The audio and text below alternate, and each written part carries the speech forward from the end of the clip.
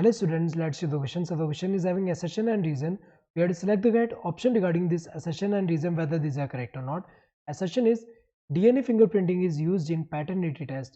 ये तो सही दिया हुआ है क्योंकि अगर हम देखें पैटर्निटी टेस्ट में होता क्या है, जैसे यहाँ कोई चाइल्ड है और हमें आइडेंटिफाई करना है कि इसका फादर कौन है या फिर मदर कौन है, तो यहाँ पे फादर या मदर जो है यहाँ पे उनका डीएनए लेके और ये इनका डीएनए लेके चाइल्ड का डीएनए फिंगरप्रिंटिंग से हम आइडेंटिफाई कर सकते हैं कि कौन पेरेंट है इनमें से। तो अगर हम देखें यहाँ पे ये डीएनए फिंगरप्रिंटिंग में अगर हम देखें बेसिस क्या होता है, हमें पता है कि 99.9% जो सीक्वेंस होता है ह्यूमन में वो क्या होता है, सेम होता है। 99.9% जो सीक्वेंस है ह्यूमन में सेम होता है, सिर्फ थोड़ा डिफरेंस देखने को मिला है 0.1%। तो अगर हम देखें ये यहाँ पे क्या होता है कि ह्यूमन जीनोम की अगर हम बात करें, ह्यूमन जीनोम, हमें पता है कि ह्यूमन जीनोम जो है इसमें मोस्ट ऑफ द पोर्शन जो होता है वो क्या होता है, प्रोटीन के लिए कोड नहीं कर रहा, लेकिन कुछ पोर्शन या स्मॉल पोर्शन जो है वो प्रोटीन के लिए कोड करते हैं।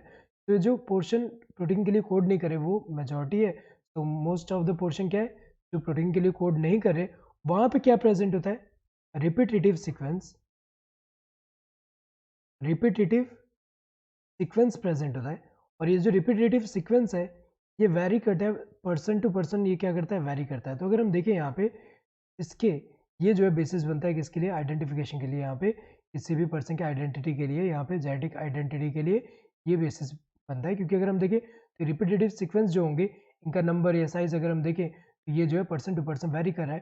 तो अगर हम देखें यहाँ पे तो जैसे कि यहाँ पे कोई चाइल्ड है और यहाँ फादर देन मदर, तो हमें पता है कि चाइल्ड के अंदर यहाँ पे हमें पता है कि यहाँ पे जो है जैसे कि एग्जांपल अगर हम देखें तो यहाँ पे जो 44 ऑटोजोम्स जो होंगे, 44 ऑटोजोम्स होंगे प्लस XX हो सकता है या फिर XY हो सकता है डिपेंडिंग ऑन द यहाँ पे सेक्स की कौन सा जेंडर है यहाँ पे। तो अगर हम देखें यहाँ पे तो ये जो है हमें पता है कि ये जो क्रोमोसोम चाइल्ड में इसमें अगर हम देखें इसमें 22 ऑटोजोम्स फादर से आ रहा है, 22 ऑटोजोम मदर से आ रहा है। एंड ये अगर XX है तो एक X फादर से एक X मदर से, अगर XY है तो एक X जो है कहाँ से आ रहा है, मदर से आ रहा है, एंड Y कहाँ से आ रहा है, फादर से आ रहा है। तो अगर हम देखें यहाँ पे half of the set of chromosome अगर हम देखें तो इसमें फादर का होता है, हाफ मदर का होता है। तो अगर हम देखें कि इस चाइल्ड में जितने ये रिपीटेटिव सीक्वेंस जो होंगे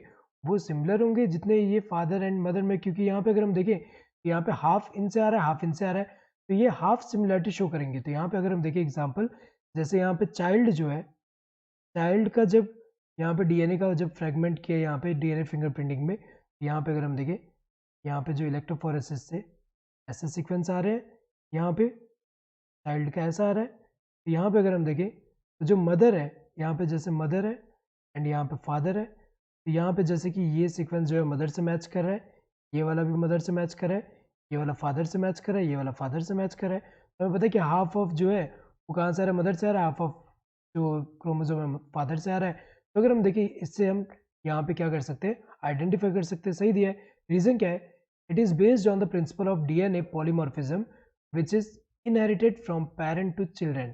सही दिया हुआ है क्योंकि ये डीएनए पॉलीमॉर्फिज्म का मतलब क्या होता है, जैसे अगर हम देखें यहाँ पे इंडिविजुअल ए है, यहाँ पे इंडिविजुअल बी है, तो यहाँ पे एक पर्टिकुलर यहाँ पे अगर हम देखें यहाँ पे पोजीशन पे यहाँ पे क्या होगा, ए होगा, तो इस पर्सन में यहाँ पे क्या है, जी है। तो ये जो देखने को मिल रहा है डिफरेंट फॉर्म, इसको पॉलीमॉर्फिज्म बोल रहे हैं हम। तो पॉलीमॉर्फिज्म की अगर हम बात करें डीएनए पॉलीमॉर्फिज्म जो है, तो यहाँ पे अगर हम देखें अगर इसमें चेंज है फादर में तो ये वाला जो है इनहेरिट हो रहा है, तो यहाँ चाइल्ड में भी देखने को मिल रहा है। तो अगर हम देखें तो इसके बेसिस पे होता है, ये दोनों सही है एंड रीजन करेक्ट एक्सप्रेशन है असर्शन का। Both assertion and reason are true and reason is the correct expression of assertion. ये सही दिया है, दोनों ट्रू है एंड रीजन करेक्ट एक्सप्रेशन है असर्शन का। Both assertion and reason are true but reason is not a correct expression of assertion. गलत है क्योंकि रीजन तो करेक्ट एक्सप्रेशन है असर्शन का। Assertion is true and reason is false, गलत है क्योंकि रीजन फॉल्स नहीं है, ट्रू है। Assertion and reason both are false, गलत है, दोनों फॉल्स नहीं है, ट्रू है दोनों। Correct answer would be this first one. Hope you understood the question. Thank you and all the best.